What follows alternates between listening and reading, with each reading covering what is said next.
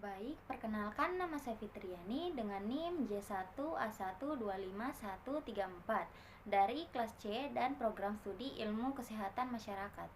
Baik, kali ini saya akan menjelaskan tentang 3 pembahasan materi, yaitu yang pertama tentang karbohidrat, yang kedua protein, dan yang ketiga yaitu enzim.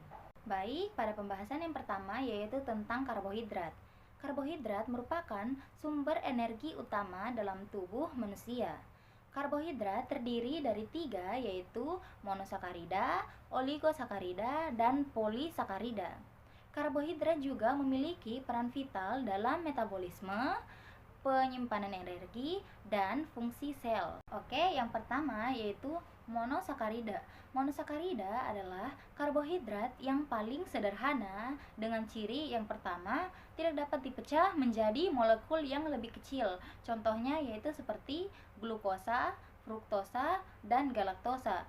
Yang kedua yaitu berdasarkan jumlah karbon ada 4. Yang pertama yaitu triosa, tetrosa, pentosa, dan heksosa. Selanjutnya yaitu oligosakarida. Oligosakarida terdiri dari 2 sampai 10 monosakarida. Contohnya yaitu seperti sukrosa, yaitu gabungan dari glukosa dan fruktosa.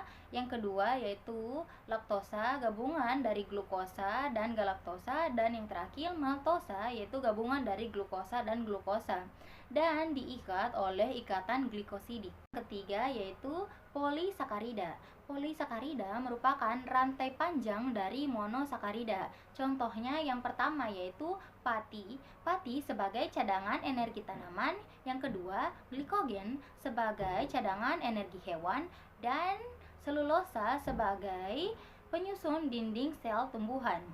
Dibagi menjadi yang pertama homoglikan, yaitu penyusun utama, dan heteroglikan, yaitu penyusun berbeda. Oke, selanjutnya fungsi karbohidrat. Karbohidrat berfungsi yang pertama sebagai sumber energi utama atau glukosa, yang kedua sebagai cadangan energi atau glikogen, yang ketiga sebagai penyusun struktur sel atau glikoprotein atau glikolipid, dan yang terakhir yaitu serat untuk kesehatan pencernaan. Selanjutnya yaitu kebutuhan harian. Sekitar 45-60% energi berasal dari karbohidrat.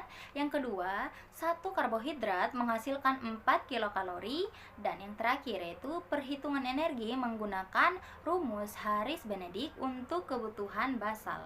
Dampak, kekurangan, dan kelebihan karbohidrat. Yang pertama kekurangannya yaitu mudah lelah, yang kedua brain fog atau sulit fokus, dan yang ketiga yaitu hipoglikemia. Kelebihannya yang pertama yaitu kenaikan berat badan, risiko resistensi insulin, dan yang terakhir risiko diabetes tipe 2. Oke, pembahasan yang kedua yaitu tentang protein. Protein adalah molekul besar yang tersusun dari 20 asam amino. Jenisnya yaitu esensial atau tidak dapat dibuat tubuh, dan yang kedua non-esensial. Urutan asam amino menentukan struktur dan fungsi dari protein. Struktur protein. Protein memiliki 4 struktur level. Yang pertama primer, yaitu urutan asam amino. Yang kedua sekunder, helix alpha dan lembar beta. Yang ketiga tersir, yaitu lipatan 3 dimensi. Dan yang terakhir kuartener, gabungan beberapa subunit. Protein dapat denaturasi oleh suhu dan pH ekstrim. Fungsi protein. Protein berperan sebagai yang pertama yaitu enzim atau katalis, yang kedua struktur tubuh yaitu kolagen atau keratin, yang ketiga yaitu transport atau hemoglobin, yang keempat antibodi atau imun, yang kelima hormon pengatur, dan yang terakhir yaitu konstruksi otot atau aktin dan miosin. Sumber protein yang pertama berasal dari hewani seperti daging, ayam, ikan, dan telur, dan mengandung asam amino yang lengkap. Yang kedua yaitu berasal dari nabati seperti tahu, tempe, dan kacang-kacangan, tapi biasanya perlu kombinasi untuk kecukupan asam aminonya.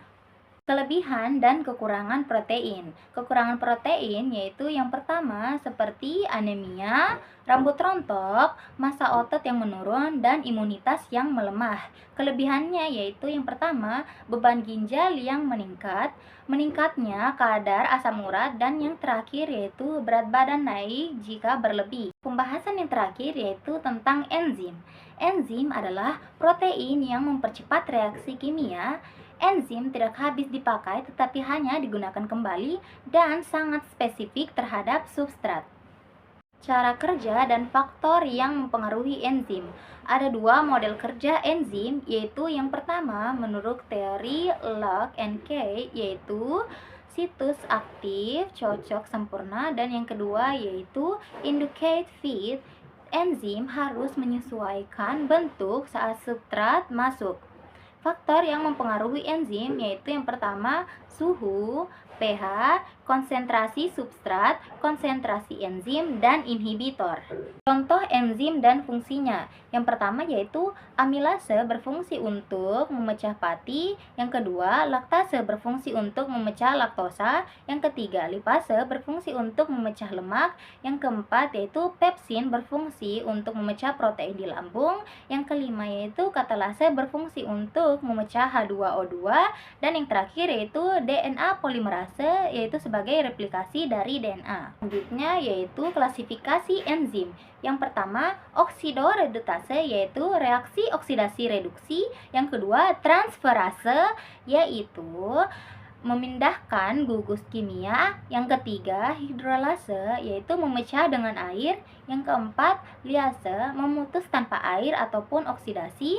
Yang kelima, isomerase mengubah isomer, dan yang terakhir yaitu ligase menggabungkan molekul dengan ATP.